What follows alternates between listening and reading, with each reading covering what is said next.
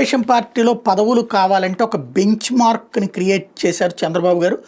ప్రజలు కార్యకర్తల నుంచి ఐవీఆర్ఎస్ ద్వారా అభిప్రాయాలు సేకరిస్తారట. 50% పైగా ఆమోదం ఉన్న వాళ్ళకే సీట్లు కానీ పదవులు కానీ ఇస్తామంట. ఇది చంద్రబాబు గారు చెప్పింది. ఇది పార్టీ అధ్యక్షుడిగా తనకు కూడా వర్తిస్తుందంటూ తను కూడా 50% నుంచి ప్రజలు కోరుకుంటేనే సీటుకు టిక్ పెట్టుకుంటానంటూ చెప్పుకొచ్చారు. గుంటూరు జిల్లా పొన్నేకల్లో తాడికొండ నియోజకవర్గ కార్యకర్తల సమీక్ష సమావేశంలో ఈ విషయాన్ని చెప్పుకొచ్చారు.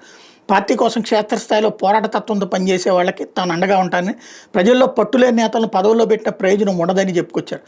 పార్టీలో మహిళల భాగస్వామ్యం పెరగాలని, రాబోయే రోజుల్లో చట్టసభల్లో ఉన్న వాళ్ళకి 33% రిజర్వేషన్ అమలవుతుందన్నారు. కార్యకర్తల నిగ్రహంతో తనకు సహకరిస్తే రాష్ట్రంలో బూతులు మాట్లాడేవారు లేకుండా చేస్తానని, అలా మాట్లాడిన వారి తాట తీస్తానన్నారు. ఒక పేపర్ పెట్టుకుని ఇష్టానుసారం రాస్తే చూస్తూ ఊరుకోబోమని హెచ్చరించారు. తనకు ఎవరిని ఏం చేయాలో తెలుసని, ఒక్కొక్కళ్ళ సంగతి తేలుస్తానని, ఫేక్ ప్రచారం చేసే వాళ్ళని, తప్పు చేసిన వాళ్ళని తప్పకుండా శిక్షిస్తానని హామీ ఇచ్చారు. నీకు ఇది